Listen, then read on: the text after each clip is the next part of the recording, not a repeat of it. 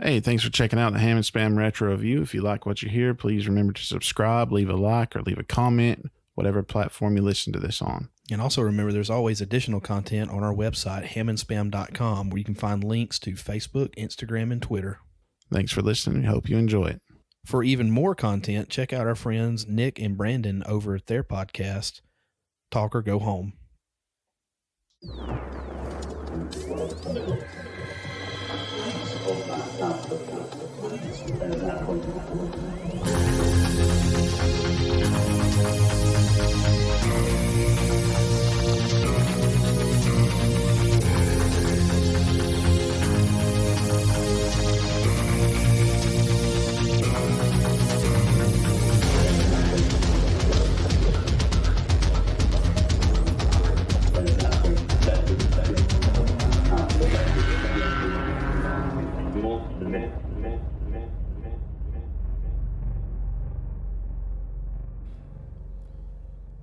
You said as soon as I'm ready. Well, I didn't know you were not ready. Okay, well, Oh. we're recording. Oh, welcome to this week's episode, everybody. This is number 33. I don't know. Episodes ain't nothing but a number. I want to say it's 33 until I'm corrected. I think it's 34, actually. I have no idea. I have no I idea. lost track after 4. Do you know what our fourth episode was? I do not. It's Star Fox. Was it not? What was that? I don't know. Anyway, we'll do all this in post editing. Probably not. We are recording again the day of release. Haamy, this week's game is Star Wars Rogue Squadron. one of your favorite games growing up. Oh, man, I love this game. December 98. 98 was a good year. Oh, yeah, it was. First year of high school, It was. technically. Technically. I mean, if you want to sit there and split hairs. Yeah. Fantastic game. I mean, what a time to be alive, you know, as a Star Wars fan in 1998, because you didn't know what episode 1 was going to be at the time. You had such high hopes. Now, that was great before and up to episode 1. Right. Afterwards, not so much. Afterwards, you're like, wow, this was such a letdown. I wish I could go back to 1998. So guess what we're doing? We're going back to 1998. Full disclosure, because that's my new favorite thing. I'm still a little under the weather. You'll probably hear it. You're probably going to hear minute little coughs here and there. I do apologize on the front side. Good news, though, we did get our YouTube channel technically off the ground and running. The bad news is I'm coughing in the background quite a bit. The better news is it's quite hilarious watching you go through all of your lives Yeah.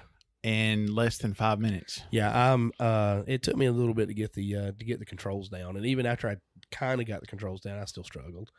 So I struggled with this game. This is not Star Fox. Star Fox was my fighter game for N64. But I did have a lot of fun playing this. Well, it's hard going back to the N64 controller. Right, the single analog. And I told you it's really good for flying games like your Star Fox and maybe your Rogue Squadron to a bit. But man, once you kind of get used to that 2-stick layout, it's hard backtracking a little bit. It is. But I did enjoy playing it. It's about a 15-minute long video. Again, lots of me coughing, lots of me sucking at this game.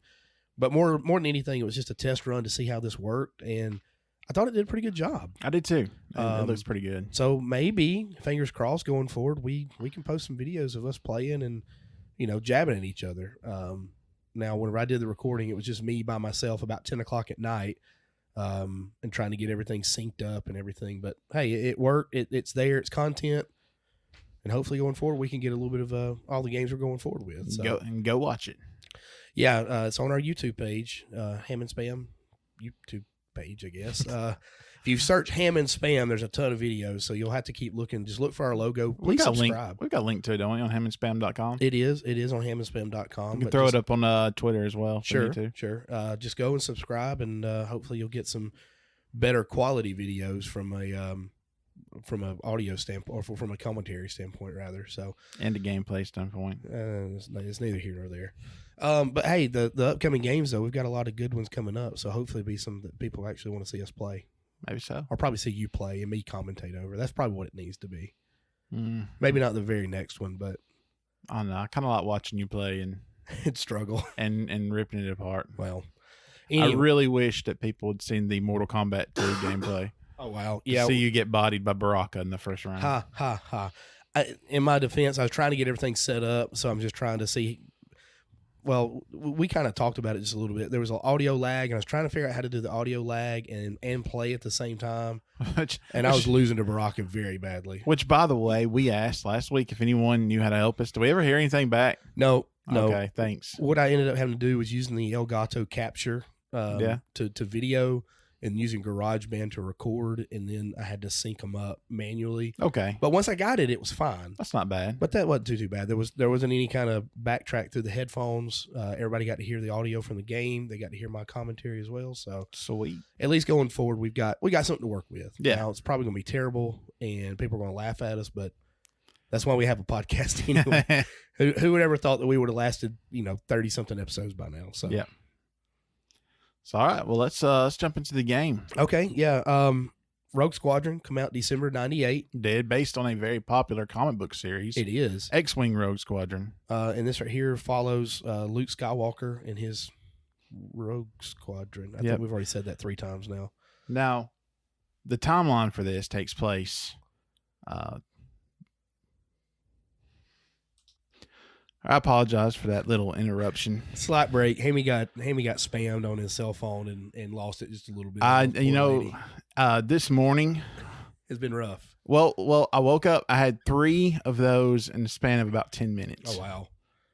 I've gotten to where I actually talk to them and mess with them and like tick them off to the point they don't call back. Well, I just told that lady, it's like, how do I get on the do not call list? And she hung up on me. Well, you're a lot better than I am because I've got stories upon stories of stuff that I've done. Yeah, that should not be shared on this podcast. Well, I'll say one. A guy was trying to sell me a home entertainment system is what I want to say. Home security system. I remember this, yeah. And I told him that I had a dog. And he said, "Oh, really? What kind of dog?" And I told him, I said, "Well, it's not really a dog. It's a cat." And he said, "Really? You have a cat?" I said, "Yeah, we call him Dog." I said, "He's big. He's a big cat." He said, "Oh, really? What kind of cat is it?" I said, "It's a cougar, like your mom." And he just started laughing. He says, "Man, I won't put you on a do not call list, but you got me. Good job." So nice. Yeah, I've made it quite an entertaining thing at work where people come and stand in my doorway while I talk to these people now. Well, if you're a listener and you're one of those people who makes those calls, stop it. Nobody likes that. So anyway, back to what was I saying? The timetable for this is it's between the first movie and the third movie. Right. And by first movie and third movie, I mean episode 4 and episode 6. It's between A New Hope and Return of the Jedi. And Rogue Squadron was somewhat established at the end of New Hope. You had Red Squadron. Right. You had Luke Skywalker, Wedge, and Tilly's, who would be the 2 leaders for Rogue Squadron going forward. If you notice, I think in later in Empire Strikes Back, they referred to themselves as Rogues. Yes. Rogue Squadron. Yes. And I think maybe for Return of the Jedi, they went back to Red. But a cool thing is and I don't know if they actually meant for this to happen, and I know you're not huge on the new Star Wars movies, but all the rogues in episode 5, episode 6 that they were calling out, the call numbers, there's never a Rogue One, because Rogue One was the original Rogue from Star Wars Rogue One between 3 and 4. Is what the canon is anyway. Well, Rogue One's a good movie. Yeah, I enjoyed Rogue One. It was really good. But yeah, I mean, you had that rogue leader. Right. It was Luke, and then eventually Wedge. And I do want to say one thing. The Family Guy Blue Harvest, where it's like Rogue One standing by, Rogue 2 standing by, Red One Fox standing by. But anyway, so you're following Luke as he's the leader of Rogue Squadron at this point, and the Rebel Alliance is still struggling with the Empire. So you're having to do these missions, like little hit and runs, maybe defend some escaping rebels. So it's a lot of fun. It's a pretty cool concept. Well, this game came out, was started in development a year prior to the new Star Wars movie, and we referenced it on the front side that there's a lot of ambition, a lot of noise coming out with the new Star Wars movies and the updated graphics and what it could be, and then it was released like 6 months before the movie, so it was super super hyped, and especially coming out in December, you got the holiday season right there. So I mean, it was it sold really well because they released it all at the same time. I remember when that movie came out, and I remember being excited for it. I never went and saw it in theaters. Yeah, But I remember people coming back and they were just disappointed, dejected. You know, it wasn't a too awful bad movie. I just think Jar Jar Binks killed it. Like, seriously, it went way too cartoony. The what they call the Gungans. Yeah, they were stupid. You got Jar Jar Binks, and then they kind of messed around with the midichlorian thing, and that was just kind of weird. That was garbage. I hated that, and in my mind that was all lies. Well, it could be. Episode 2 and 3 were good though. I did like them. I like 3. I like 2 pretty well, but I really did like 3. And yeah.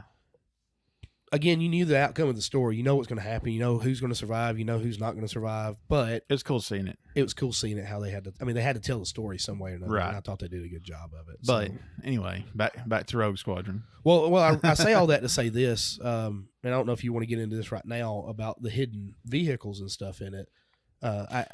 We'll go through the ships. Okay. If you want to.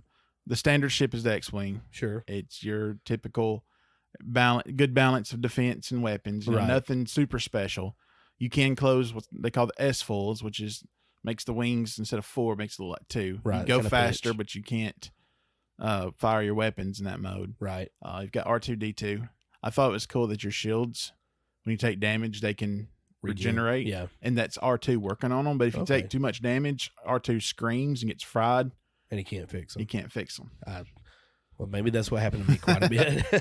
But I didn't know that the wings could pinch. Like, yeah, I don't know if that was a button that I just didn't find out or what. Yeah, it's one of the C buttons. Okay, well, I was pushing one of the C buttons, and I think that was my secondary my heavy weapon. Mm-hmm. And was like you hold Z and like you can look all the way around the ship, but you can't fly it when you hold the Z button, or maybe it was R. One of them. Again, I'm trying to go Star Fox and do a barrel roll. I'm sitting there screaming, do a barrel roll, do a barrel roll. So. Now, I will say this, man. And a lot of people know this, I was a huge Star Wars nerd. Oh, yeah. And before junior high and high school. Before episode 1. No, even the prequels, somewhat. But I really loved X-Wings. Just something about them. They're the most iconic fighter from Star Wars. Oh, absolutely. And God, I've got so many. When I was a kid, I collected so many like toys and models of X-Wings. Legos. Legos was a big thing. Legos. I never had the Legos actually, but I've still got it, and I've still got it somewhere. It's a pretty big toy of an X-Wing, and you can take the pilot out, and you can take the R2 unit out. Okay. And so they had stripes on their wings to denote which, and A New Hope, Luke was Red 5. So he had 5 stripes. Okay. Stuff like that. That's cool. But the X-Wing was awesome. It's my personal favorite. Yeah, as far as the Rebel ships go, I don't know why. I've always been more of an Empire fan. I don't know why.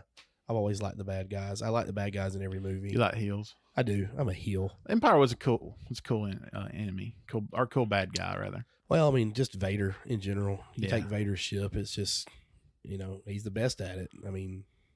What can you say? Then you had the Y-Wings, which were featured in New Hope. Right. Those, not a big fan of those. They had strong defense, but they were slow. Yeah. But they had a secondary weapon and a special weapon. Okay. Secondary is bombs. You just basically did bombs. They were big bombers. The special weapon was an ion cannon, which basically disabled a ship, didn't destroy it. Because there were some missions where you had to disable stuff without destroying it. You had the ion cannon. There's even one mission, and I'll talk about it later, about an X-Wing gets an ion cannon on it. Okay. Which is weird, because why didn't you just use the Y-Wing in that mission? But whatever. It was slow. I think you could use an R2 unit on it, because not all of them had them. Right. Next you had the A-Wing. The A-Wing was really cool. Yeah, the A-Wing was one. Is that the one that was in the last mission? The cannon run? No. Oh. Well, no, that was a T-16 Skyhopper. Well, there you go. See, that shows you how much I know about. Listen, man. I talked about trying to hold back on the Zelda game. Right. It's hard to hold back on this. Now, I don't mess with Star Wars after Disney bought it. Easy. I didn't think we were gonna get into this right now. I could do a rant, but it will divide everyone. Well, it's my favorite. It's my favorite Hammy is when Hammy goes in a rant. We might do it at the end. I might give you the floor. No, I don't want to divide. Okay. Say I don't. There is no episode. past 6. Well, I mean, honestly, one of the reasons why we did this game at this point is because the new Star Wars is coming out. Yeah. This coming week. Mm-hmm. So, we kind of wanted to kind of capture some of that magic. People's going to be looking for Star Wars on podcasts. And if you want to know how I really feel, hopefully the last Star Wars. Until they come out with one movie and said, hey, episode 7 through 9 were just a bad dream. Those didn't happen. Wow. I think you're getting Star Wars and Game of Thrones mixed up. No, they're both equally crap in my. Anyway, let's just. I'll just leave it with Disney took something we all love, Star Wars, took it out back, shot it, defecated on it, handed it back to us. The A-Wing. What other ships? A-Wing was super fast. I had very low shields. It was fun. I liked the A-Wing a lot. It's pretty maneuverable. Then you had the Speeder, which before this game I thought was called the Snow Speeder. Okay. But apparently you don't have to have snow to fly it. To have a speeder.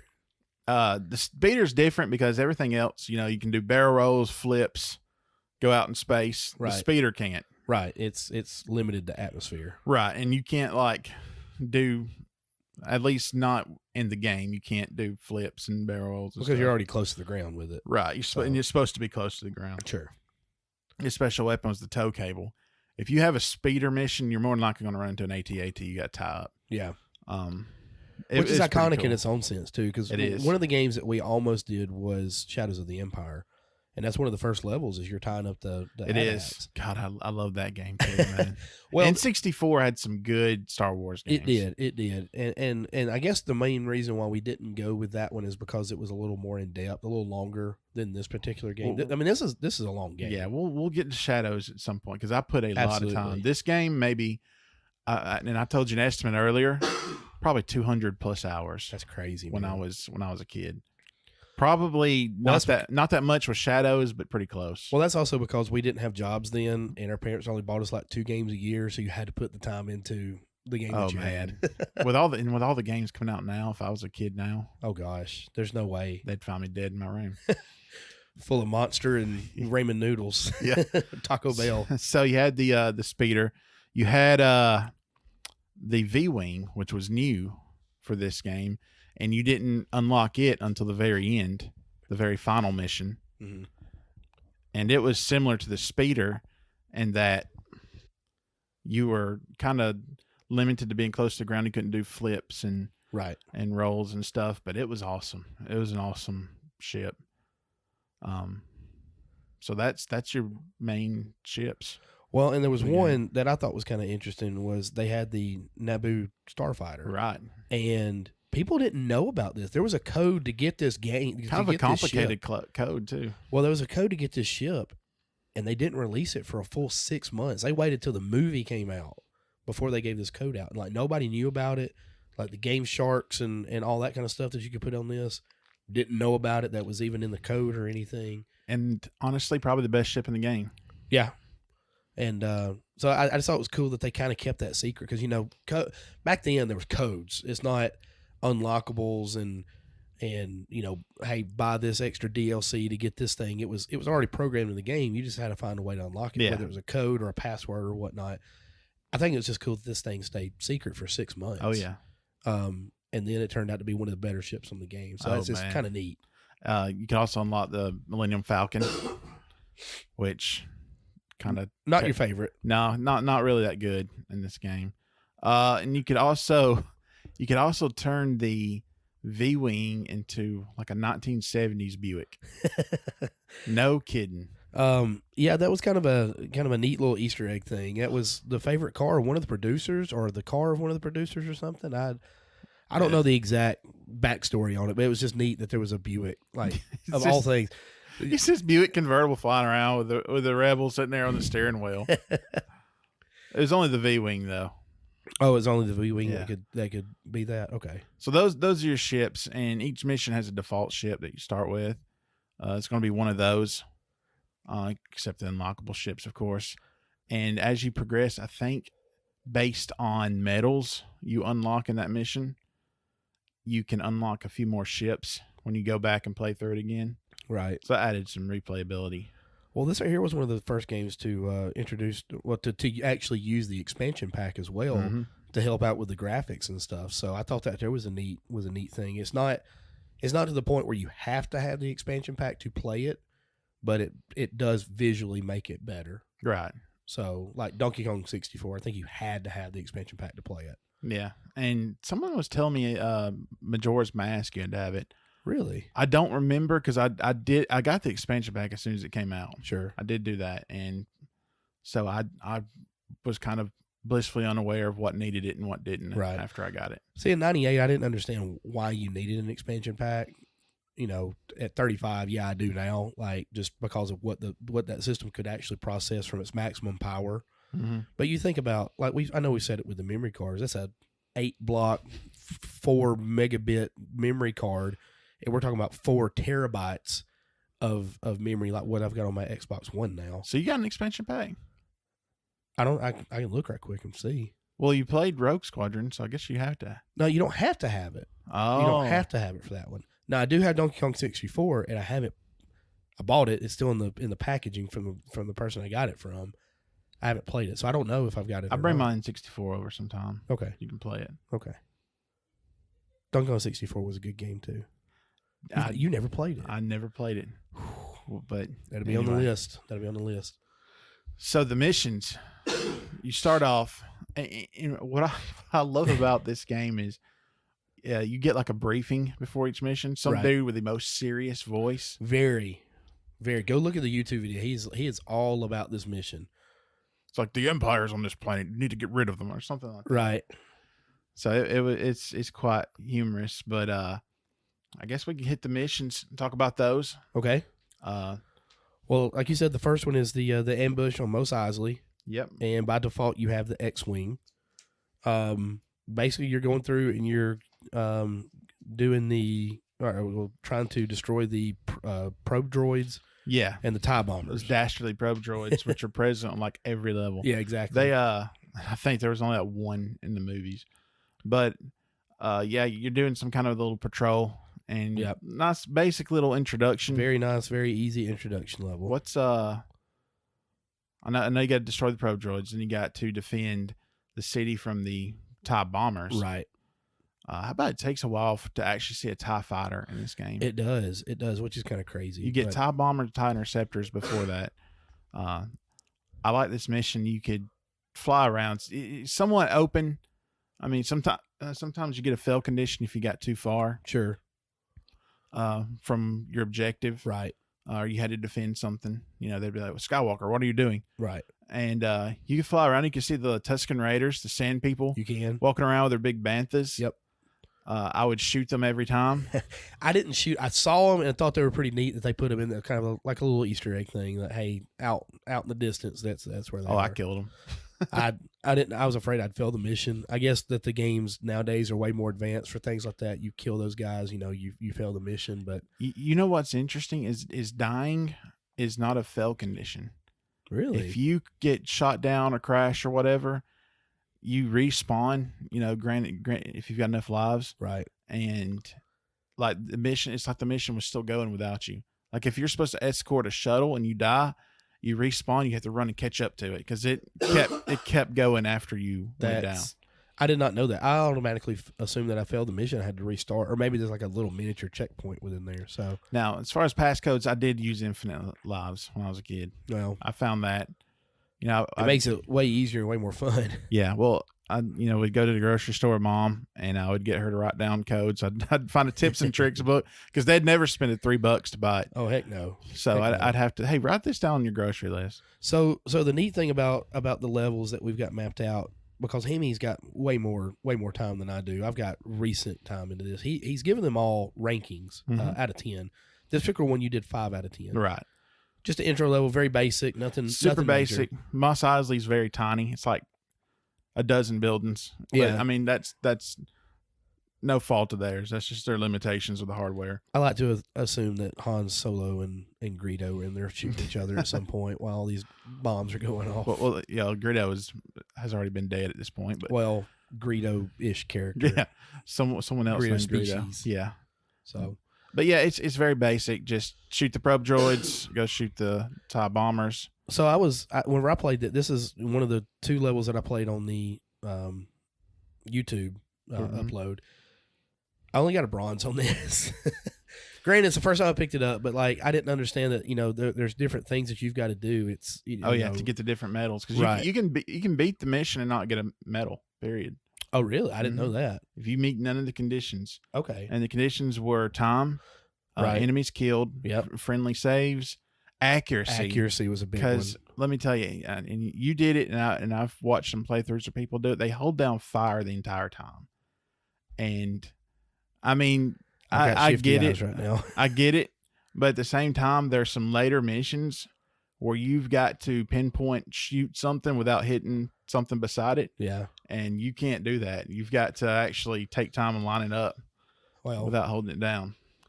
I'm sure that if I played this game a little bit more, I maybe would get a little bit better. You would. At my accuracy. You would. So, and some missions had bonuses you could find. Right. But not every one of them had bonuses. Right. Just, I think, 9? 9 missions, yes. That. And we'll get to them as we get to them. Well, the power-ups would eventually help improve your weapons and then the durability of your ship as well. So it's like shield power-ups and weapons power-ups, basically. Turn missiles into seeking missiles, stuff like that. Sure. So after that, we end up on level 2, which is Rendezvous on Barkesh. Barkesh, okay. Yes. I think I gave this one a 5. You get this one a 5 as well. It was... I don't want to say a standard intro level, but it's just a step up from the standard intro level. Well, my problem with it is... And you sent something to me after this. So. Well, you're escorting this convoy of rebels who are fleeing, and they're trying to get to this certain spot so the shuttle can pick them up. Who picked out the route they took? Because they went by all these Imperial fortifications. I'm talking laser towers. There's ATSTs down there. There's TIE bombers flying around. There's laser towers that have been built. In my mind, it's some guys like, well, I mean, let's take this route so we can avoid 280, bypass all that traffic. And they're just getting shot up. It's like, you happy we avoided that traffic, Dan? Yeah, exactly. You happy we avoided 280? And that's what you sent me. Like, I was playing. I didn't do a whole lot of commentary because I was just playing. Like, it's hard to do commentary while you play unless somebody's here. Like, if you were here, we were kind of, banter back and forth while we're playing.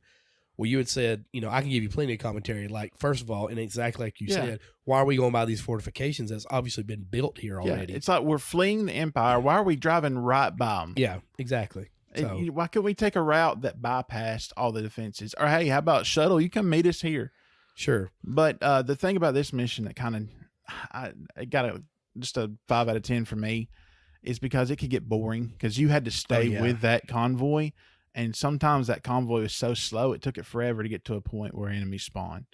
So that kind of made it boring to me in a way. Because you want to fly off, you want to find some enemies to fight. Oh yeah, and that's, I mean, you'll see it if you watch the YouTube video of me playing this particular level. Is I'm flying around, I'm trying to find somebody, and I'm trying to stick with the convoy, and I'm trying to find somebody, and eventually, it's like they eventually spawn where they're supposed to be, but there's like a gap in between, so you kind of find yourself.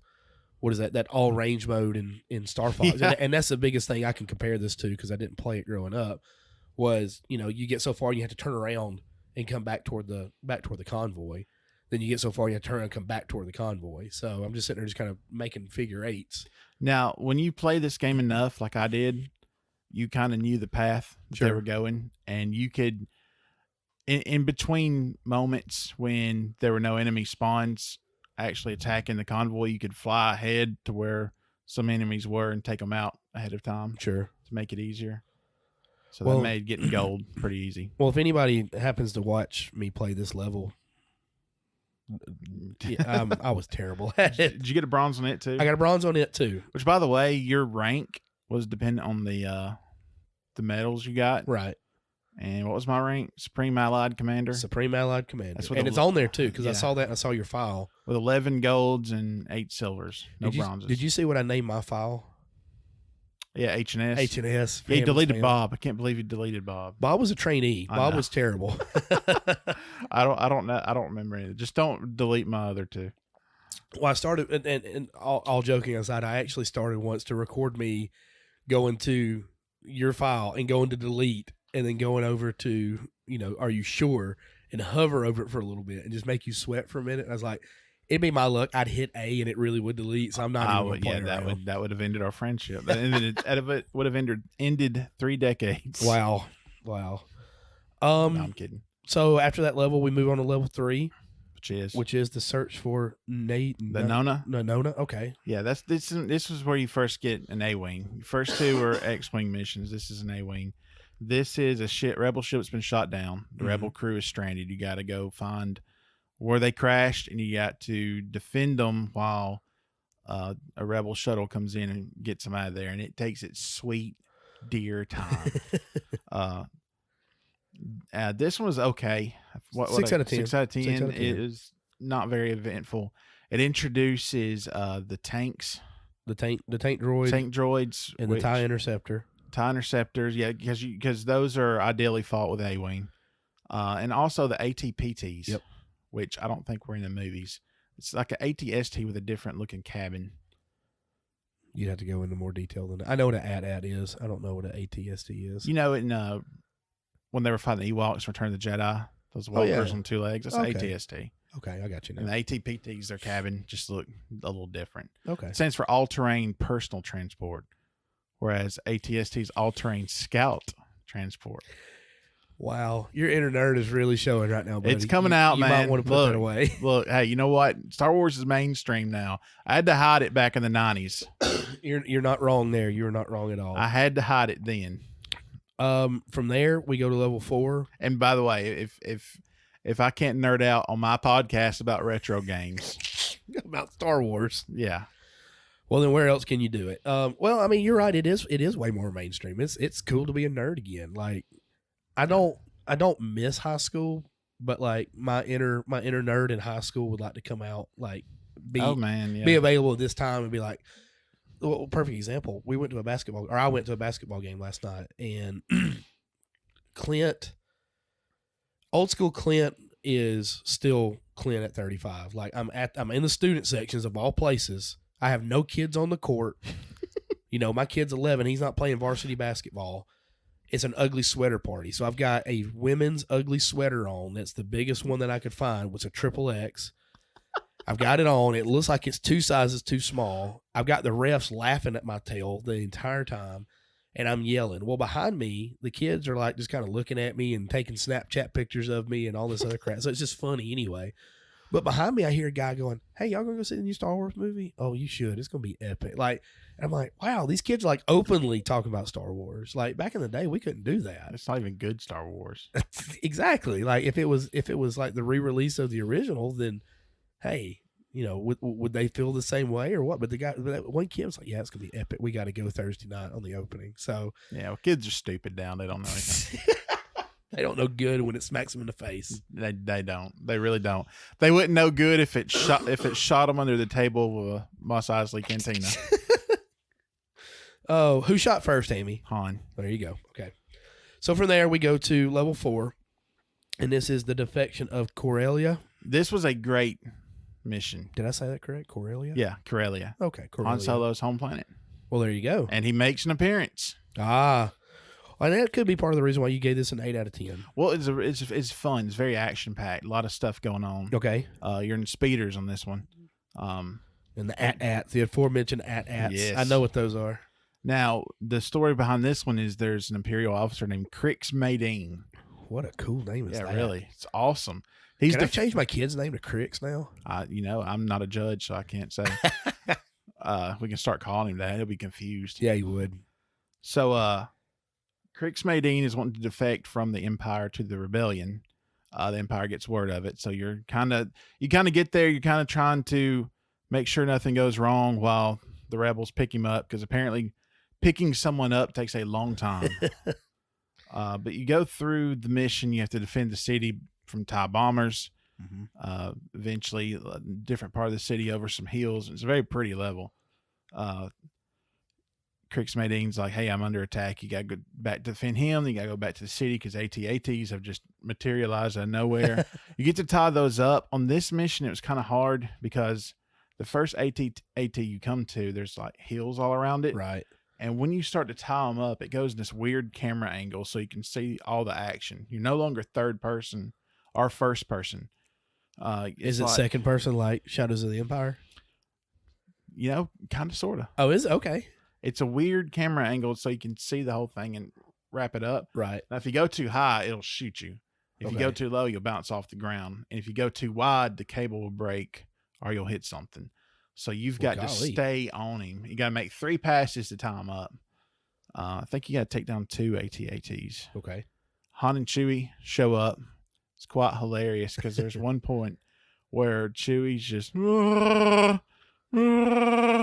Han goes, Chewie said we should evacuate people off the roof of the embassy or something like that. Right.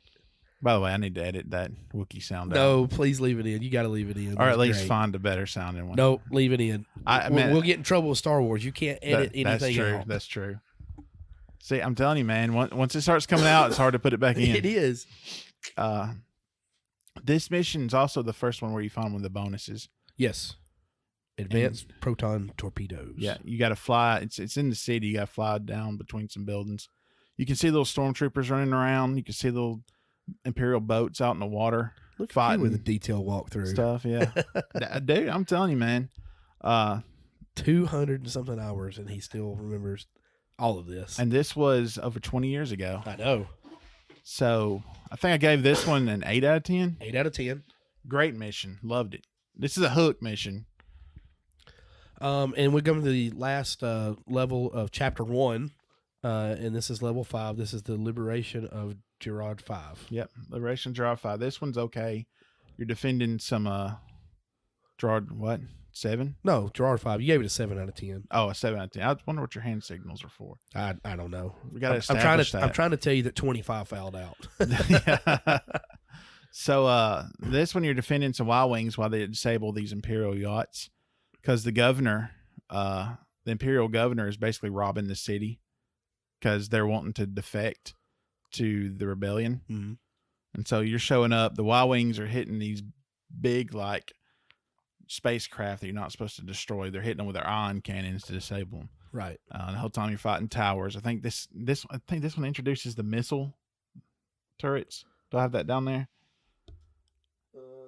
Lots of turrets. That's all it says. Yeah, lots of turrets. And then the 128 Interceptor Squadron comes in. Yeah, basically the Imperial version of Rogue Squadron, from what I gathered. Right. I think this is the only time you ever run into them because you beat them. So this is Star Wolf, so keep going. Star Wolf. One of the TIE Interceptor pilots, Kason Moore, you disable her ship, but you find out she wants to defect as well. So that's 2 missions back to back. Imperials are joining the rebellion. Yeah.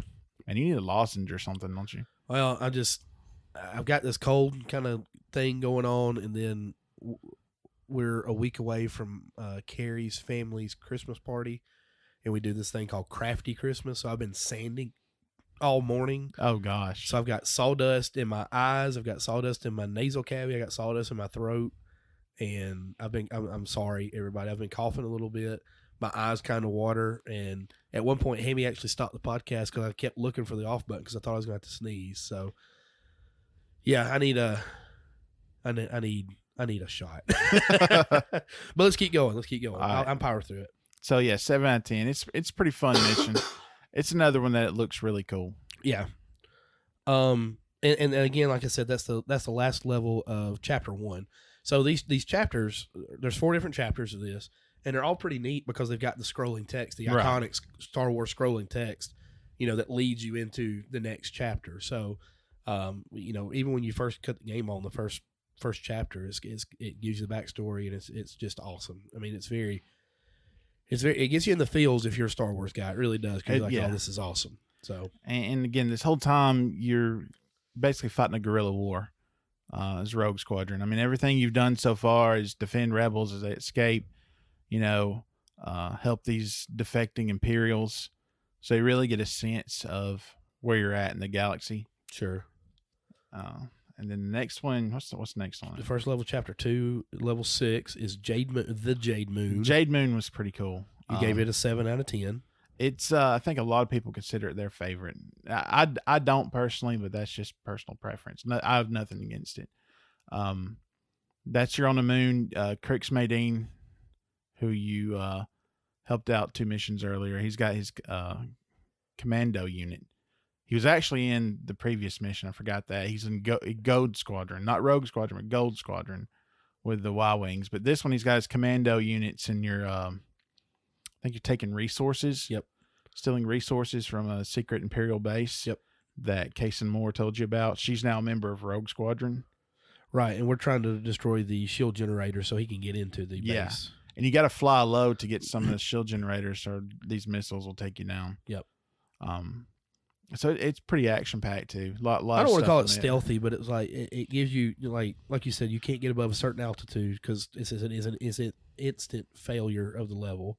I can't remember. I think it's just you get above a certain altitude, you get pelted by missile turrets. Okay, so it's not like an instant. Right. Okay. But it's a pretty fun level. It's I think I know what the next one is. Well, you get the bonus in this one also, the advanced shields. Yes, which turns your icon from green to blue. Just gives you basically an extra hit. So you get a flak jacket. Exactly. Level 7 is the Imperial Construction Yards. This one, for some odd reason, is my personal favorite. Okay. I don't know why. This one's the stealthy one. And you gave this one another 7 out of 10. And that's funny because you told me about the stealth mission that was probably your favorite, which is very unlike you. You are hey, we're going to run in here, guns blazing, shoot them up kind of guy. Well, this is only at the beginning. You're in speeders, and you're flying low through this foggy canyon. And, man, I wish that this game would get an HD remake to see what they could really do. Right. Because back then in 1998, I thought it looked awesome. Yeah. Because you're in this foggy canyon, and you're flying around, and you see these radar dishes. You've got to destroy them as fast as you can. If you get too close to them or fly too high, it's game over. Well, this right here kind of reminds me a little bit of Silent Hill with the fog. Yeah. Like, you can see it in this game where they kind of have a trouble after a certain point, like a lot of PlayStation games and games of this era loading in the background. So as you get closer, and if you get there fast, it loads. You can see it loading.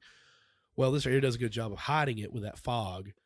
But that was kind of my thing on the first couple levels that I played through on the YouTube channel was that you could tell there was a lot of issues with the background loading fast enough. And that might have been fixed with the expansion pack because I don't remember having that much of a problem. Well, that might mean I don't have an expansion. I need to find that out. Now, if you want to see a game that has a lot of fog for that reason, Turok Dinosaur Hunter. Ton of it. Fog everywhere. Inside, doesn't matter. I wonder if the expansion pack was a retro thing too. Like, we're retroactive, meaning like Turok was one of the earlier games. The expansion pack didn't come out till 98-ish. Yeah. I wonder if it fixed any of that. It probably didn't. I doubt it. It's probably built into the game. But anyway. This mission, after you destroy the radar dishes and you approach, this is, by the way, the first mission with TIE fighters. Actual TIE fighters. It is. You have to destroy these construction yards, these factories where they're making TIEs. They're making Walkers. ATSTs, AT-ATs. You fight a couple of AT-ATs. Again, if you're playing a mission and you got a speeder, you're going to fight an AT-AT. I think most missions where you have a speeder, you can only use the speeder. You can't go back and use something else. For that reason. This level, of course, and real quick, the bonus is the advanced bombs. Did I say that already? You didn't. Okay. The bonus is the advanced bombs. But you got to blow up a building to find it. But just the details that we've got here in watching some of the gameplay that I've seen, this reminds me of that Star Fox level with the Landmaster, where you got to get the switches and make the train blow up. It goes hand in hand. I don't know why. It just. Well, we reviewed Star Fox 64, or have we? We haven't. Okay. It may or may not be in the list of 50 to come up. I have no idea. I really don't. I don't remember 5 minutes ago. What game are we talking about? I don't know. All right, next mission. Next mission is level 8, Assault on Kyle 2. What'd I give it? A 5 out of 10. Yes. Y-Wings, that's why. That's exactly why I gave it. Y-Wings are just not a whole lot of fun. It's cool to bomb, the first few bombs you drop, but then After that, it's just kind of meh. I think this one had another bonus. It did. No, it did not. It did Okay. not. This is where Wedge gets shot down and captured, though. Yes. Okay. It's not the next mission, but the mission after that where you get the seeker missiles, which is the most valuable bonus in the game, I think. Makes dogfighting a lot easier. But yeah, this one's just bomb a bunch of buildings with a Y-wing. Pretty standard stuff. Yeah, Wedge gets shot down and captured. And then we move on to level 9, Rescue on Kessel. Another 3 out of 10 from Haamy. Another one. Back-to-back 3 out of 10s. Wait, X-Wing. Wait, Kyle 2 got 3 out of 10? I thought you said 5 out of 10. I did say 5. I'm sorry. Was it a 3? It was a 5 on Kyle. It was a 3 on Kessel. This mission's super short.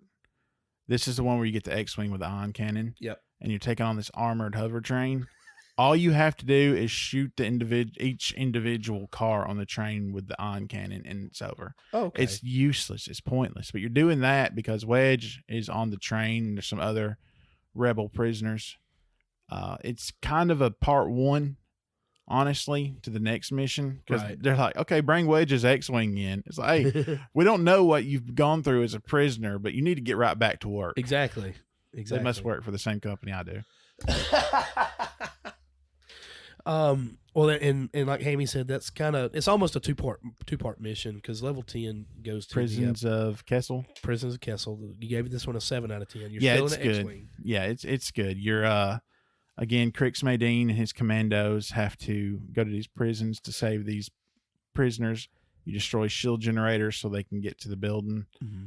You have to take down all the turrets and TIE bombers and yada yada yada. Pretty standard stuff, but it's pretty eventful. That's what a lot of my rating comes from, is how eventful it is. Right. Because like I said, Rendezvous at Barkash got boring because there were sometimes you're just flying around waiting for something to happen. Right. This stuff gets right to the action. And you mentioned it before. This is where the advanced seeker missiles come into play. Yep. And that's the end of chapter 2. How about that? Moving on through. Da-da-da, da-da-da. Dun, dun, dun, dun, dun. I love you for that. Chapter 3, level number 11, Battle Above Talaran. This is a good one. Okay. This is kind of like Cloud City. 8 out of 10. Yeah. You remember Cloud City? Yep. And Empire Strikes Back? This is looks just like it. Really? They even make reference, say, this looks like Bespin. Okay. This one, they're harvesting this gas because it's a gas planet. And there are these platforms that have these tanks where they're keeping this gas. And so your mission is to blow up the Imperial gas containers because they're going to hurt their production for their weapons. They use it in their weapons somehow. How gas, works with lasers, I don't know. I'm not a scientist. But you got to be careful not to destroy the civilian gas containers as well. Because apparently civilians are making weapons too. I don't know. I don't know. Maybe it's like Total Recall, and they have to put their hand in the thing and make oxygen on Mars. I don't know. This mission, the Imperial tanks had the Imperial logo on it. The civilian ones had a blue stripe. Now, and again, this one you had to be careful. You couldn't just shoot because you destroy too many civilian tanks. I think it's a game over. Right. I can't remember for sure. There's some of these platforms have turrets on them. This is interesting. I don't remember running into this, but from what I've read online, it's pretty infamous. There are some invisible turrets on this level. Holy crap. That is apparently a glitch. Glitch. Yeah, a glitch. And the turrets are there, but you can't see them, and they're shooting at you the whole time. So, and you're in an A-wing this entire time, so this is a little bit different than some of the other levels where you're primarily in an X-wing. And you get to one part where it's kind of the city, so it really looks a lot like Cloud City at this point. The bonus on this one, you have to give up a life to get it. Oh, really? Because you have to go. It's in the city. You have to fly to Mill City and fly straight down into it between buildings. Oh my gosh! Unless you are just amazing to pull up at the last possible unless minute. You somehow pull it off. I don't know. I never could. I was going to ask, did you ever get to where you could do it? No. Have you seen anybody be able to do it? I have not. I'd be interested to watch all the stuff I've read. People said you're just going to lose a life. Huh. So you go down there and you get it. You crash. Start over. Simple, firmly enough, this is exactly what I would do to get the KONG and Donkey Kong Land for Game Boy. I would sacrifice Diddy or Donkey just to get the KONG because you had to have it to save the level. Yeah. In that one, which made it you had to get the KONG. So that was. But it was another good looking level. I thought. So clouds. And like you said, that's the advanced blaster level. That's your bonus. Now, this right here, for somebody that's never played this game, this right here is going to be my favorite level, number 12, Escape from Fest. And the reason why is the first note that Hammy has here is screw this level. It's a 4 out of 10, and you're in a speeder. Go. That's a very generous 4 out of 10. And again, in doing some research for this, the community is pretty unanimous in their hate of this level. Oh, really? Okay. The point of this level is stupid hard level is the next one. Yeah. Screw this level, stupid hard level. I failed this more than any other because the stupid ATPTs kept getting destroyed. Yeah. So a few rebels have stolen some ATPTs. You remember what that stands for? All-terrain personal transport. Okay, I almost got them all. So they steal them. And you're supposed to keep them from dying while they make their way to the escape zone. Why can't we just take the ship to them? Why are we doing this? I mean, they've already got the weapons. They just shoot everything. When it starts off, before you're even in the level, in the cutscene, there's an AT-AT lighting them up. Oh my goodness! And you gotta hurry up. You gotta, the only way to take on the AT-AT, you gotta fly around it, tie it up. And then the tank droids are showing up. They're tearing the ATPTs up. This level made me rage quit so much. How many, do you have a certain number of ATPTs you can lose, or can you not lose any of them? I don't remember, to be honest with you. I know when I finally beat it, I saved all 3. Okay. But you've got to defend them. They come to these gates every now and then. You got to shoot and blow up. Right. I think I mentioned in there this level gave me AT PTSD. Yes, I just saw that because you're going through. Oh god, and that's a T-shirt right there. Yeah, it is. I love that you have written out this summary for the show because again, this is one that you've got 200 hours in, and I've got maybe 2. And you are following this summary that you have here. The very first thing is screw this level, stupid hard level. I failed this more times because the stupid ATPTs kept getting destroyed. And you're going through, that this guy's introduced. You take down the walkers' turrets, and then right here at the very end, as you got to, and I'm sitting here reading it to myself. This stupid level gave me ATPTSD. This level might be why I hate snow IRL. Yeah, in real life, and I do. I hate snow because it's first snow level, and it introduced Moff Sirden, who is the bad guy, and the Moff is like basically kind of a very high-ranking general within the Empire. Okay, so not quite Grievous. No, well, that wasn't Empire. I know. So he's introduced. You find out about him. He's kind of a mustache twirling villain, but this level, and it's terrible because I think there's like 2 really good levels right after this one.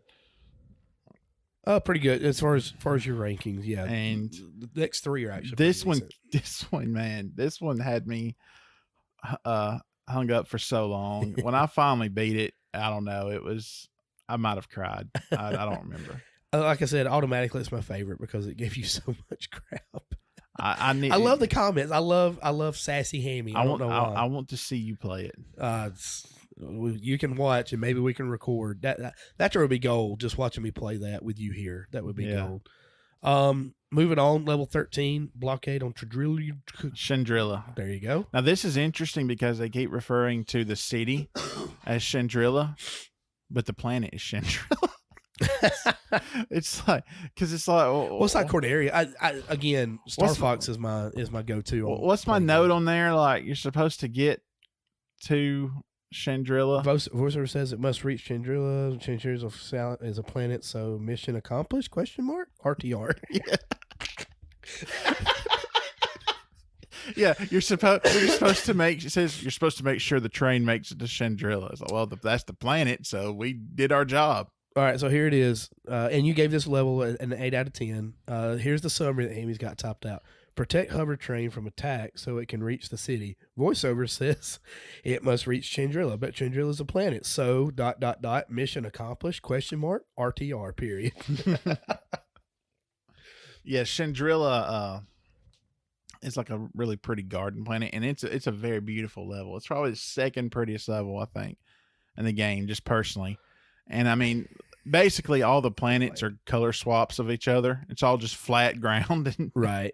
But well, that's the easiest thing to do. Bright green, bright blue sky, real pretty. But at this point in video games, you're going to get chastised for doing that. Like in Nintendo, just change the color palette, call it a little different. Oh yeah, and go with it. It's like, hey, I've got a yellow ninja named Scorpion that's making blue Sub-Zero. There you go. But it's defend the hover train, defend the city. Moff returns. Period. Also defend the city while defending the train. Jeez. Yeah. Very pretty level though. Protect evacuation shuttles. They keep getting lit up by AT-STs during the cutscene. This game has no chill. LOL. Moff throws shade at Kason Moore. Yeah. So there's one point where the shuttles land to evacuate people, and during the cutscene, they're getting shot the whole time. It's like it's going to get blown up before I get a chance to defend it. Right. But yeah, Moff shows up again. He finds out Kason Moore's with Rogue Squadron. Apparently, he was her mentor. And so there's your Star Wars reference there. He starts throwing some shade at her, so to speak. I don't even know what that means, but it sounds cool. It sounds like it. Well, it doesn't sound cool. It sounds like something kids would say today. Yeah, I mean, we need all that we can get. At the basketball game, they started playing a song. I had no idea what it was. I just looked at like all the kids. They're jamming out. They're singing it. I'm like, I have no idea what this is. I was like, I've officially gotten old. I should be in that middle section with all the old people. Well, a lot of it's new music. I don't want to know what it is. I don't either. Some more little backstory. Kason Moore, apparently originally from Alderaan, which is why she wanted to leave the Empire. There you go. Alderaan, of course, blown to smithereens.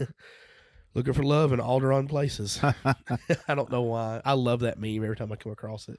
Next one I think is hold on, let me try to guess it. The volcano level.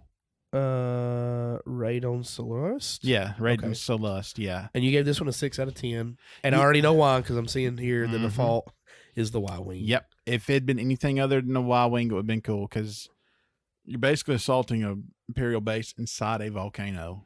Man, how metal is that? The Imperials love a freaking volcano, don't they? They do. Anything that's associated with fire, I mean, they love it.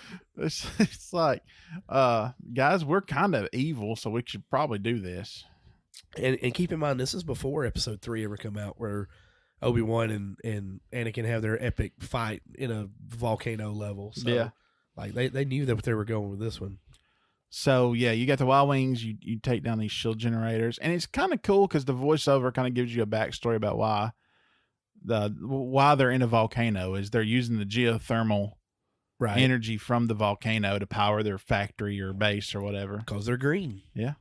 So, there you go. Hey, they were energy efficient. Every time I think of volcano, and this is so completely off topic, every time I think of volcano, here's what I think of.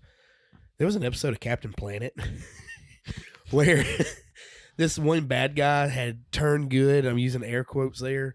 And what he's doing, he's taking all this garbage and he's using a shrink ray to shrink the garbage. That way he can eliminate his carbon footprint or whatever it would have been, in 2019. Well, what he's actually doing, he's using a really, really bright light and he's saving one piece of garbage and dumping the rest in a volcano. So then it causes this huge volcanic eruption and everything, and they have to summon Captain Planet. But every time I think of a volcano, that's what I think of for some reason. It's weird. It's weird. That is, but whatever. It is what it is. No great commentary on this summary. It's just very straight to the point, just like he said. So we're gonna move on to level 15, which is Moff Sheridan's Revenge. Yes, Moff Sheridan's Revenge. This is the final mission of Chapter 3. Right. And this is the final mission that takes place before Return of the Jedi. And you gave this one an 8 out of 10. It's a very good level.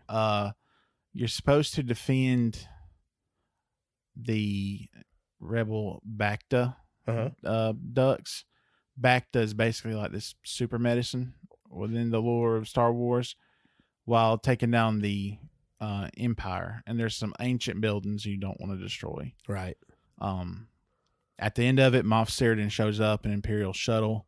Uh-huh. You fight him. The advanced missiles make it very easy. Right. Take him down, and that's the end of him. We've got here that Kaysen gets shot down, but she's okay. You confront Moff Sheridan in his shuttle and finish him once and for all, period. Yay, period. Bonus here is the cluster seek missiles. Yes, which you will want before the next mission. Yeah, she gets shot down, but she's fine. So, and that's crazy how Star Wars does that, where if you're a good guy and you get shot down, you're probably going to be okay. If you're a bad guy and get shot down, no, you're if toast. you're a bad guy and you get shot in the leg, you're dead. Yeah, well, that's very true as well. Especially coming from a group in the Empire that can't shoot for crap anyway. Like, you got Han Solo with his little blaster pistol, and he can shoot people from 400 yards away. But you've got like we're what, about 5 feet apart from each other? Yeah. I couldn't hit you if I was a stormtrooper. Yep, if you were dressed all in white and had a helmet on, you couldn't hit me. So, whatever. So, that was the end of Chapter 3, as Hammy said. We're going to move to Chapter 4. Buddy, you got this one here rated pretty high at a 9 out of 10. This is the Battle of Calamari. This is the best level, in my opinion. Hold on, is it really Calamari? Yeah. Holy crap. This is Admiral Akbar's home planet. He's from Calamari. I did not know that. Seafood jokes are funny. Oh yeah. I did not know this. So this it's like great. we've got this Star Wars character who looks like a catfish. What's his home planet? It's called a calamari. I always thought he was like a lobster. I mean, yeah, he does kind of like a catfish, but he's always reminded me of a lobster for some reason. You're in a V-Wing as your default. Yeah, the first time you get the V-Wing. The opening cutscene is weird. Okay. Well, you've got here play as Wedge, exclamation point. Yeah, so. this is 6 years after Return of the Jedi. Okay. Luke is, off doing something else, whatever. Getting blue milk from the things. And, well, you didn't see the last Star Wars, so I'm not going to spoil it for you. Well, the Disney universe isn't canon. It didn't happen. And this, he's off doing whatever happened in the extended universe at this time, but probably training new Jedi. But Wedge is over Rogue Squadron at this point. Wedge, Kaysen Moore still in it. You've got these world devastators coming in. It's this massive ship that's coming in, and it's going to take out these cities where Admiral Akbar's people are from. But the opening cutscene is strange in that you see V-Wings and A-Wings fighting each other. Yeah, you've got it here. Confusing, rebels shooting each other down, ? LOL. Yeah, it was strange. It was odd. I think they meant to have ties. I think it's maybe a glitch, just an overlooked glitch. It probably was, because I don't even think A-Wings are even in this level. It's just V-Wings. Yeah. And V-Wing is really good if you've got the advanced lasers and the Seeker cluster missiles. But you have the world devastators. You got to shoot that. They've got these 4 like jets that they're on as they're slowly moving towards the city. You got to take those down to stop it.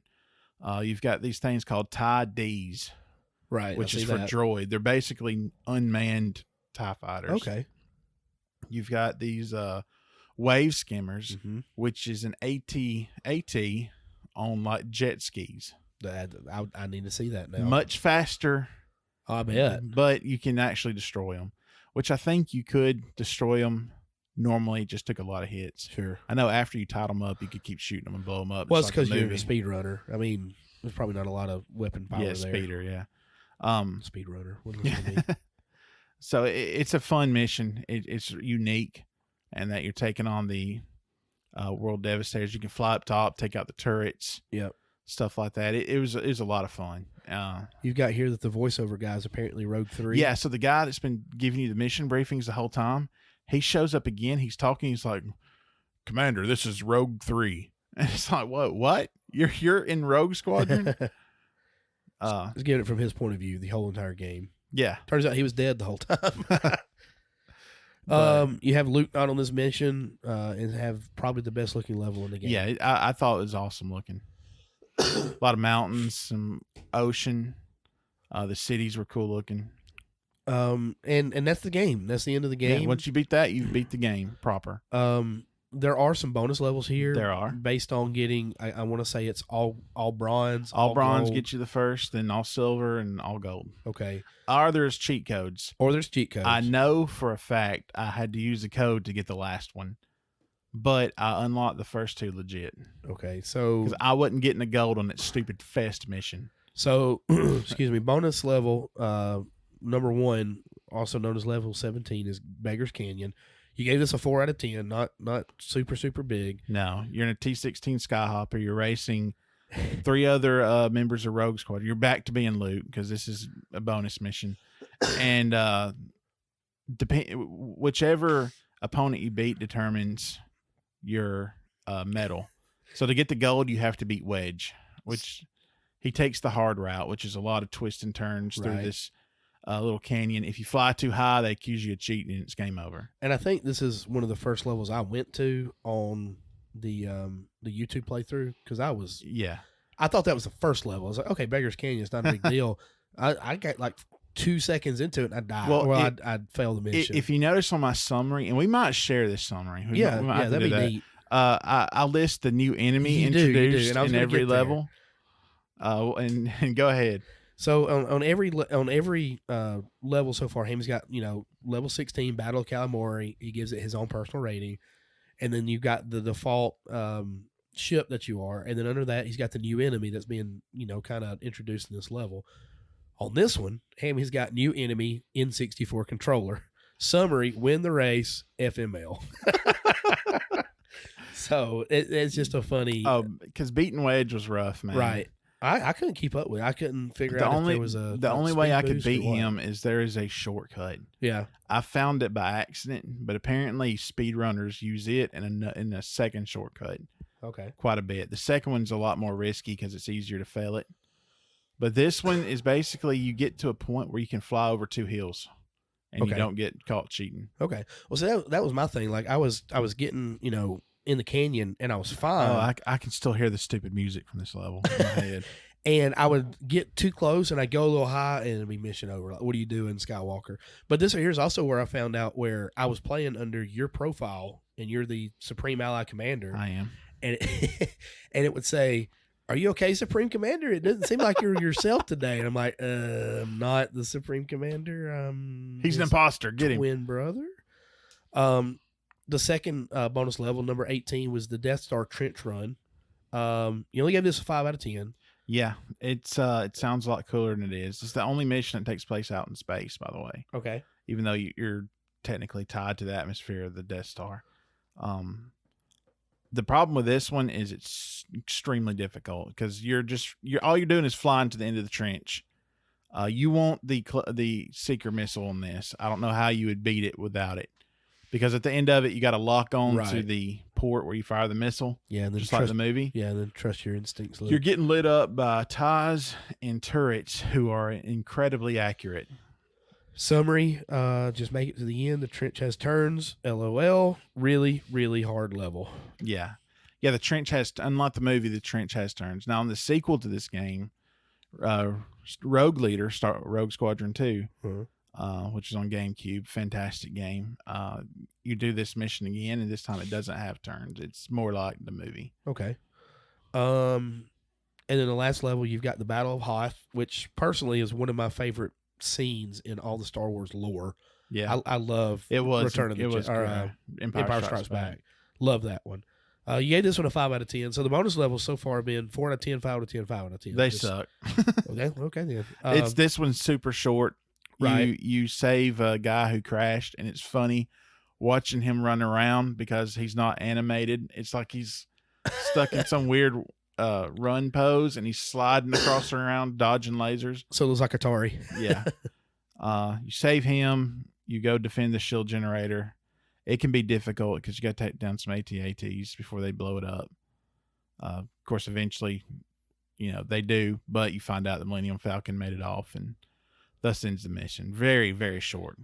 So that's if you play the missions going forward. After you've beaten the mission, you can go back, and usually there's other ships that are unlocked. Not the speeder missions. Not the speeder missions. Yeah. That's the only one. But You can get other ships to kind of try your luck at. You can.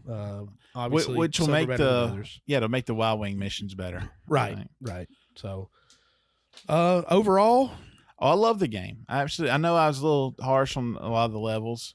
Well, I mean that comes to pass, but I mean you're basing it off of your memory and the difficulty and what you personally liked and didn't like about it. That's what we do here. Right. So, but overall, man, it was great, especially at the time to fly around, because on Shadows of the Empire they had a mission at the end where you could you were in a space battle, right? And it was great because you're fighting this big space station. There's a a Star Destroyer. You're flying the Outrigger, which is that character's. It's kind of like a different looking Millennium Falcon, right? But you could enter. Excuse me, I'm catching what you got. You could enter a code and play as either a X-wing or TIE fighter. I would get the X-wing in Shadows. Yeah, Shadows. Okay. And the last mission, like I said, I was obsessed with X-wings.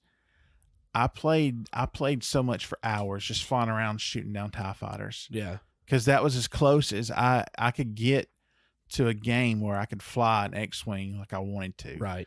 I played it so much I had tape on my TV to serve as a crosshair. There you go. So I could aim. There you go. You were the original cheater when it come to scoping, I guess. Yeah. So, so when this game came out and I could finally fly an X-wing like I wanted, right? You better believe, man, you were all over. This was all I played for a long time, and still to this day, I love this game. I absolutely do. Well, I think it's got a lot of replayability. Obviously, from the difficulty, if you're chasing medals. Now, you don't have to chase the medals to fully complete the game, but those that are completionists and that love Star Wars, and I mean, you can technically beat the game without getting a single medal. You could beat the game as a trainee, I guess. Don't look at me like that. But you can tell my medicine's starting to wear off. I'm very nasally right now. So I told Hammy, I said, I just took some Alka-Seltzer. In 30 minutes, you got a 3-hour window that we can record. So I think we're almost at our 3-hour limit. But I enjoyed the game. What bit I did play through it. I suck at the game. What little bit I did play through it. Just got to play it more. I just got to play it more, get back used to the controllers and stuff. For as bad as I am on this game, I'm so much better at Star Fox. And Star Fox is the better flyer. Now, this game was completely one player. It was. Okay, so there was no two-player hey buddy system kind of thing. 2 was one player. I'm about 90% sure 3 was one player, but 3 you could unlock 2. And it was so you could buy Rogue Squadron 3 and have Rogue Squadron 2 and have it as 2-player. Okay. Because my oldest nephew was about as obsessed with X-Wings as I was, and he's just a few years younger than me. DJ? Yeah. And so when we found that out, man, we played a lot of Battlefront 2, the old Battlefront 2. Yeah. Just a lot of he and I bonded over Star Wars quite a bit. And to begin with, before we decided to do what next week's episode is, we were going to do 2 Star Wars games back to back and kind of capture the magic that is Star Wars that's coming up. But we decided that Battlefront 2, which is what that game was going to be, was a little too long for us to try to get in review. Well, we want to do it justice because it is a fantastic, fantastic. That still looks good. Oh, it does. It's available on Xbox One. It was just free not too long ago. It was. In fact, DJ, he's got an Xbox One. He where he's at, and the county he's at, they have terrible internet, so he just doesn't have internet. He brought his Xbox over so he could download it. Oh wow. Okay. But it's really a 360 game, but it's back. Well, it's actually an original Xbox game. Xbox, exactly. It's backwards compatible, but it does look good. Oh man, it looks, because we played through it for a little bit. It does for as old as it is from the system, but that is a great game. And that's why I wanted to cut that one out and use this one, because that one I really want to dedicate a lot of time to really do it justice. That's something you and I need to play through together and actually beat. Oh yeah, and again, now that we've got the Elgato stuff, it may take 6 days to upload the video if it's a long video, but we can at least get some playthrough and some commentary on it and stuff. So stay tuned for that as well. Yeah, we're not poo-pooing Battlefront 2. Oh gosh, no. We're wanting to do it justice. Exactly. Kind of like any other game that we do. We want to do it justice, but you only get the ham and spam version. So, all right, well, quick break. I think we've got some questions from probably roast beef. Pastrami. Roast beef didn't have any. Oh, really? Okay. Yeah. All right. Well, good deal. We'll stay tuned. We'll get some more questions and we'll get out of here. So no music this week? No, I'm not messing with Star Wars. Well, let's do our own. Da da da da da da da da da da da da da da da da da. Da da da da da da da da da da da da da da da. Okay, so we've got I love that music, by the way. yeah. Fantastic music. Beautiful rendition of it. I like bananas too. All right. So we've got a couple of questions from Jeff, aka Pastrami. Okay. And he asked, what's your favorite Star Wars game and what's your favorite Star Wars movie? Okay. My game is going to be KOTOR, Knights of the Old Republic. Okay. I've heard a lot about this game. I actually had mentioned about reviewing this one, but again, it's an RPG. It's a long game. Oh yeah, and incredible story though. Oh yeah, great twist in it. I think there's still people playing this game. Like there are legit. Well, there's an MMO now, the Old Republic, that's still active. That's I mean, it's based around the same idea. Sure, a lot of the same story and stuff, just set a few thousand years later. Wow. Favorite movies: Empire Strikes Back. Okay. For sake of argument, I did say my favorite movie was Empire Strikes Back. Mm-hmm. The bad guys win. Golly, I'm a bad guy. I'm a heel. Well, it's good because it adds a human element to Luke. Oh yeah, that's what I think's missing with the newer movies. When you've got a main character who doesn't lose at anything, you don't relate to them. You're not wrong. And with Luke, you saw him rise, you saw him fall, you saw him get back on his feet. Yep. Same with Anakin. Yeah. So yeah, I Empire is amazing. But just for sake of argument, I would say that probably 3. The episode 3 is probably Return of the Jedi. No, episode 3. Oh, Revenge of the Sith. Yes. Episode 3. You see, that's how my mind works. Yeah, if I say 3, you go straight to 6. The original trilogy is 1, 2, and 3 for you. Look, growing up before 99, these came on WTTO 21 every Sunday. They did. Come on from church, watch Star Wars, go back to church. Go to church. Rinse, repeat. Yep. But yeah, I always liked Revenge of the Sith. Again, we kind of touched on it.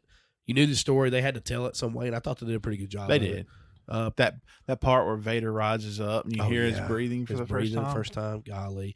And the same thing kind of with Rogue One, because Rogue One was a good movie too. Oh yeah, when you first hear him, when he comes down the hall, and it's so funny because I've seen memes about it all the time. You look at the lightsaber fights in 4, 5, and 6, and how just I'm going to swing to the left, you swing to the right, we're going to clash, and then you get the lightsaber battles in 1, 2, and 3, and Rogue One. Like when he comes through and he's just slicing and dicing all these rebel shipmasters and everything. So awesome. And then you get, straight into episode 4 and he's just barely being on the swing. He's like, cha, cha, cha. So, yeah. But I liked it. As far as game goes. And it's funny because that's supposed to be right before episode 4. Exactly. Cause, I mean, like he's like a total bad A with swinging that red lightsaber. Well, the one limb he had left. Yeah, exactly. That'd be my luck. Well, hey, why don't we just cut your foot off and just put a robotic foot on there? So how did you become Darth Vader? Did you fall in a volcano too? Nope, had gout. Oh goodness, that's funny. I haven't played a whole lot of the Star Wars games, but the one that I played the crap ton out of was Lego Star Wars, the original. Those Lego games are fun. Those Lego games were fun. That's kind of where I got into it at, and it was so like they told the story but didn't say anything. Like they literally it was quiet. They just went through all the scenes and kind of put some funny stuff here and there, like Chewbacca would rip off Stormtroopers' arms. Yeah, and that's how he would defeat them. So I'm with you, man. Those are good games. They were good games. I liked them. He also asked, "What kind of Star Wars game would you make?" Well, I mean, we just did, ships and stuff here with Rogue Squadron, so that one's kind of been made. Like a Rogue Squadron remake, that'd be cool. An HD, yeah, an HD remake would be very cool. Or even if they did a 4th one. Completely just kind of continue the story, or I don't know. It's rumored they were working on one. Oh, really? I don't know. Anything to go back and maybe redo these last three sequels. I would. There was a rumored game that was going to come out before Disney bought the franchise. That was going to be about like bounty hunters. Ooh, and that would be neat. Of course, Disney canceled it because Disney walking cancer easily. But anyway, I want to see that. I would like to see, because most of these games you're a Jedi. I want a game where you're basically a Han Solo, Boba Fett type. You're not a Jedi, but you've got a blaster and a ship, and you got to make money. You're going to smuggle. That'd be neat. You're going to be a mercenary. You're going to be a bounty hunter. Maybe you could do a little of each. Maybe you could work for the Empire. Maybe you could work for the Alliance. You could play them against each other. You could work for the Hutts. I would like to see that. You want Grand Theft Auto Star Wars? Not really. Well, okay. It's in my mind, it would be almost like a Fallout Star Wars. Okay. For lack of a better term, where you could choose sides, maybe a Sid Meier's Pirates, because you could choose the different countries to work for, but you could choose how you wanted to go. What was the game that Nick said he liked for PlayStation? Mercenaries. It'd be kind of like it. Yeah, I can see that. Yeah. So yeah, the game where you could you weren't a Jedi, but you could choose your profession. And you could choose which side to work for exclusively or play them all against each other. That would be very cool. That'd be a very complex story, too. It would. Maybe sometimes you have to fight a Jedi or a Sith. That'd be neat. You got to figure out how to beat someone like that. I would like to see one from a Stormtroopers aspect. Like, yeah. I just think that'd be neat. You kind of get that with Battlefront. A little bit. But just, I don't know. I mean, because in the old lore before, in 4, 5, and 6 anyway, they're all clones. Yeah. So, well, actually, by the time 4 happens, most of the clones are dead. So there's volunteers. Oh, well. I mean, once they establish the Empire, then people start signing up. Sure. Well, I'd like to see that. Like, instead of them calling each other names, they call each other numbers. Yeah. And like, oh, that's right. You're not XYZ 456. You're XYZ 457. How stupid of me. Yeah. I mean, we all look the same. So, but yeah, I think that would be pretty neat. Yeah. Possibly anyway. Just a different perspective than Jedi. Sure. I know I like KOTOR and it's a Jedi game, but I would like to see, something different. Yeah. Again, everything's all good guys. Like, oh, the good guys win, the good guys win, the good guys win. I kind of like the Force Unleashed games. Yeah.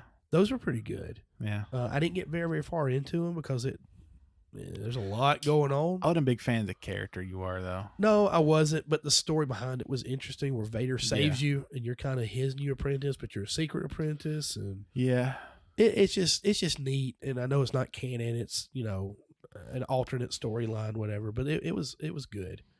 And they did a lot of stuff with the second one where they tried to make it fit more with what was already been established with the canon. Yeah, canon stuff. I wouldn't mind seeing a game based way back when the Jedi first started. Like they first realized they could do the stuff they can, and the Sith first broke off from them. That would be neat to tell that story. Yeah. That would be neat. So the origin of the Jedi, maybe the origin of the Sith. Okay. Well, while we got a little bit of time here, the Video Game Awards were just this past weekend. I watched the entire thing, hoping for something from Nintendo, and got nothing. That was so much disappointment to me. Well, the only thing that really said anything about Nintendo was the cross-platform stuff. I think they've kind of gotten into that market a little bit more. Yeah, well, they've been working with Microsoft a lot. It looks like Sony's coming to the table finally, right, on some things. I know with Minecraft they are. But I was really hoping for Breath of the Wild 2 announcement. Yeah. I think a lot of people were, because I had one screen. I was watching the awards. The other, I was watching Twitter. Right. And seeing what people were saying. And, oh, man, people were like, maybe it's next. Maybe it's next. So every time that Switch thing would pop up, they'd, like, hold their breath. Here it comes. Oh. So probably, I don't know. I think that game probably be late next year. I think the biggest news by next year, I mean 2021. Right. I think the biggest news was they finally released the new Xbox. Yeah, they show what it's going to look like and what it's called. Strange name. They should have just called it the GameCube. Yeah, the game rectangle. There you go. The game cylinder. But they show what it looks like. I was kind of unsure about the design. Right. But the more I see it, the more it grows on me, especially when you realize it's not as big as you think. Have you seen, like, IGN did a mock-up of what the size is going to be? Yeah. It's basically an Xbox controller wide, an Xbox controller deep, and 3 high. But it can lay over on its side. Okay. I watched some guys talk about it. They said when they designed this console, and it's extremely powerful, it's 4 times more powerful than Xbox One X. That's crazy. Capable of doing... getting another one of those stupid calls. Capable of doing 8K. Oh, wow. Possibly up to 120 frames per second. Wow, they built this for the future then. Which, again, like an Xbox One X is like a higher mid-range PC. Right. That's why I love PC gaming so much, because it's the better graphics, smoother gameplay, and this is almost bridging the gap between console and PC. But they said when they first designed this console, Phil Spencer is the head of Xbox. He went to the engineers and he said, what it looks like doesn't matter. I don't care what it looks like. Here's what we want to do. Right. Build it. We'll deal with how it looks later. Well, and one of the things you told me, is going to have 2 disk drives. I've heard that. I heard that one time, and I haven't heard it since. So that might have been just some rumors, speculations. Well, the one thing that they did announce when they announced the new system was it was going to be backwards compatible with all previous Xbox games. Everything. They said, and so it's got to have a disk drive automatically. Yeah, it will. And I think that's where they had said, there might be a Blu-ray drive, there might be a DVD drive. I don't know.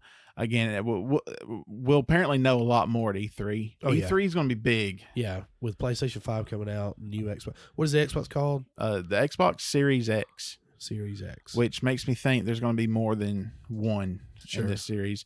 A lot of people think there's going to be a cheaper version that doesn't have any disk drive in it. It's completely digital. Right. Which honestly might be something I would be more interested in, because at this point in my life, I've got so many physical games. Yeah, you need to pull back some. Yeah, I need to. Well, I've completely stopped buying physical games for my Xbox One. I've completely stopped. That's a good idea. But I would need the disc drive, because really the only game retro that I'm going to play the most of that is supposed to work is going to be NCAA Football 14. Yeah, which is funny. We should say that. We'll parlay that into next week. Next week's episode is going to be our Christmas episode, right? With Justin. Yeah, and we're going to do a movie watch along of Christmas Vacation. Right. A lot of people are looking forward to that. A lot of people we know personally are looking forward to that. There's a big revelation, so make sure y'all listen to that one, because I'm an idiot. So when y'all hear that, send your hate tweets to Clint. Or either send them to me or just tag the show, whatever. Use hashtag ham and spam. I'm trying to get that hashtag going. Maybe we can get our own little logo thing there at the end. That'd be neat. And then after that, we're going to do the NCAA football series as a series. So we kind of took that and said, okay, for as much as Clint talks about it, let's go ahead and do this game. We can't just do one game because they're all pretty much the same. Football's football. Different things here and there, but we're going to do the entire series. It fits with the bowl games. Might have a guest or two on it. Might have a guest or two. We're trying to work to see if we can get Casey back down.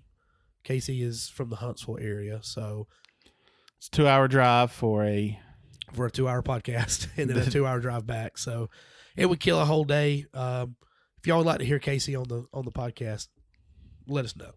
We'll guilt him. You're way too nice to a telemarketer, man. I'm telling you. Yeah, I was very nice. Had to pause right there to answer. That was like 2 in like 2 minutes. Oh yeah. I see my phone over here lighting up. Yeah. Good grief. What were we talking about? Well, we talked about the NCAA. Hopefully, getting Casey back down. Maybe. Yeah. Might have someone else. Yeah. Or two. I'm sure Farmer will be on it. We'll probably have some gameplay put up on YouTube of it. We're finally going to tell the infamous story that goes along with NCAA. The 30 for 30. We're finally going to tell at least multiple stories of what has happened during that game. So maybe we'll get them all in. Maybe we won't. I don't know, but we'll see. So pretty excited. And I can't remember exactly what's coming up after that, but we've got some stuff coming up. Can we revisit VGAs for a second? Talk some more about absolutely. That was a segue. It's a perfect segue. So the Series X, they did show a few things from it. They showed a kind of a cutscene from a game, Senua's Saga, Hellblade 2. I didn't play the first one, but I heard a lot of good stuff about it. It looks amazing as far as the graphics, so I'm excited to see what they can do with it. But I'm worried about the price tag. Yeah, a little bit. I mean, that's going to make or break them, man. You know, they honestly, Xbox kind of lost this generation, and they lost it right out of the gate. Yeah, because the Xbox One, when it came out, was not impressive. No, I mean, they pushed it to the entertainment and side. that E3, I think it was 2013, was cringe, man. Yeah. It was terrible to watch, and it was, and top it off, PlayStation came on right after them with PlayStation 4, said, hey, all this stuff it can't do, we can do, and we're $100 cheaper. Yeah. And it took Xbox having to completely throw Kinect out of everything to drop another $100. And they were just, by that time, PlayStation was already on their second lap, and Xbox didn't have any tires on their car. So they've done a great job. I was thinking F1. Oh, okay. They did a great job of making up some ground. I think the president they got now, Phil Spencer's awesome. Right. I think the Game Pass is enough that I could honestly recommend an Xbox over a PlayStation. Sure, for right now at least. Because that Game Pass is amazing. Yeah. And it's going to be a huge factor in the next Xbox. The fact, too, that if you want to sell your Xbox One to put that money towards the Series X, that's a possibility. I know right now they've got a system in place where you can make payments on an Xbox One X. Mm-hmm. I think they're going to do that with that one too. Okay. So pay a monthly installment, pay to own until you get paid off. So I think Game Pass is going to be huge for it. They've got a lot of studios doing exclusives. Right.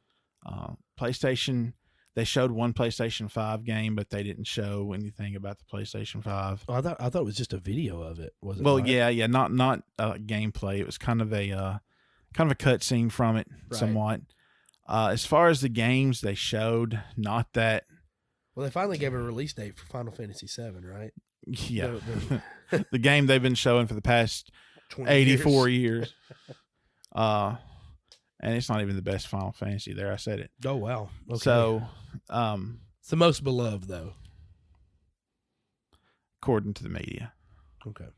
But they showed a few things that I was interested in, a sequel to The Forest, which I really liked. Okay.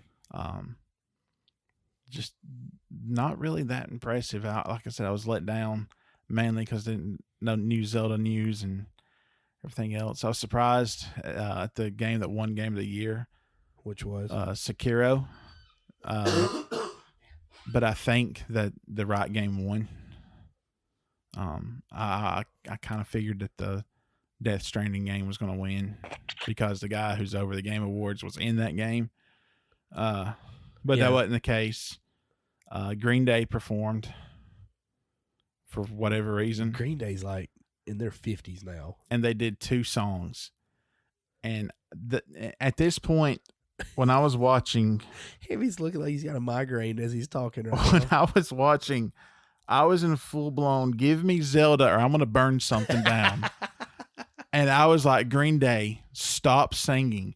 They played through their first song. They did "Welcome to Paradise" off Dookie, which was a good 90s song. Yeah. They did good with it. It's like, okay. You just wanted to say Dookie. I did. Yeah. It's like, okay. All right. That's good. Good job, Green Day. All now right, get off my set. Get off the stage.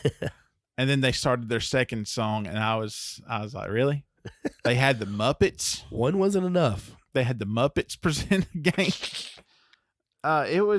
It was, I don't want to say disaster, but man, it was hard to watch, especially when I was waiting for something that never happened. Well, so that was the VGAs. But you were also wanting to talk about something else that happened this week. Yeah, they well, it's actually happened I think last week, but yeah, it was last week. They finally released Reach for the Master Chief Collection. Mm-hmm. So you can get every meaningful Halo game on one disc. Well, I say disc, tongue-in-cheek disc. But for the Master Chief Collection. Mm-hmm. So you've got 1, 2, 3, Reach, ODST, 4. Yep. And not 5. The one that you didn't like the most. But you had 5. You also had the 2 Halo Wars games. Yeah. And there were a few other like little spin-off games. Yeah, it was like Spartan Assault, which was kind of like a top-down game where you you push the one analog to fire and the other one to kind of aim and run. So, but Reach is a good game. I think the story in Reach is great. Well, again, you knew the outcome. They just had to tell the story. So, and I thought they did a really good job. They did. So great campaign. We played the crap. We played. Reach is probably the number 2 game we played the most on Xbox 360 for sure. Yeah, you're right. 3 by far has got to be more. It's got to be. Reach was the first one I beat on Legendary solo. Yeah. Because at one point before they added a lot of the new stuff, I had every achievement for that game. And I think I had every one of them before they added like the last group of the online achievements. Yeah, they'd add some maps and new achievements. Right. And by then I was out of achievements. Yeah. Same. So yeah, I'm looking forward to that. We need to have a Halo night. I've said that for a long time now. We need, now that they're all together and they're all HD, 60 frames per second. And I've got Mixer, and I've got all of our podcast info on my Mixer. Okay. Mixer is Haamy 1018. So if we play through that, I can stream it. Okay. People can see it live. Now, as to the quality, I'm not sure. We do live in the heart of Alabama. We do. Rural Alabama. Talk to Windstream about that. They're copper internet, but we'll do what we can. Yeah, we'll find some way. Even if we just got to record it and put it up. We could record it and put it on YouTube too. Yeah. So entertaining. But I don't know. I think it'd be fun. Maybe we have a game night with anybody that likes to listen to us. I know the guys over at Finish the Fight. They do that from time to time. They'll have a game night for Halo. Well, we have our retro game nights. We also have the Halo game nights a lot of times. Yeah. So, anyway, again, join us next week for our Christmas vacation review with Justin. Yeah. And then excited about that. I am too. Again, the revelation is going to make me sound like an idiot, but y'all listen to that one. It's scheduled to drop next Sunday at 7 Central. This episode is 34. I did look it up, by the way. So I've been saying 33. Y'all won't know that it's 34 to the very end of the podcast, but it's actually 34.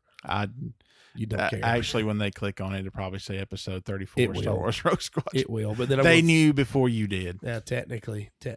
But I'm still watching Lost. Trying to get through Lost right now. I'm in the middle of season 4.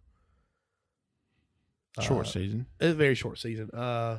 Just past the constant. I asked Justin the question. I said, if you go from now back 8 years, who your constant? And it was on his birthday, obviously, but like, who would your constant be? So, like, we talked a little bit about Lost, and gosh, it's a great show, man. I love it. Amazing show. I do love it.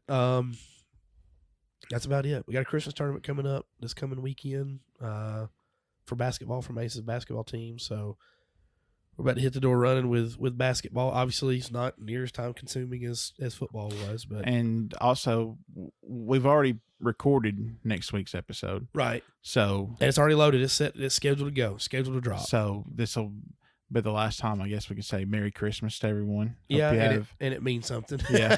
Hope you have a great Christmas. Right, and then we'll see y'all right before the New Year. With Happy Hanukkah and Kwanzaa bot. And Kwanzaa. And Boxing Day for Canadian bacon. Have a very special Boxing Day to Canadian bacon. Yeah, I haven't heard a lot from Canadian bacon. I did notice though that we've had 10 downloads between Ontario and the what is it Montreal?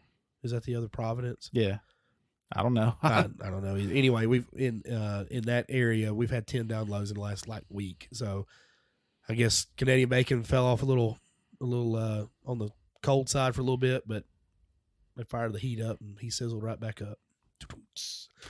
So anyway, with that, we'll see you guys again from a live standpoint. Y'all have a Merry Christmas, and we'll catch you next go around.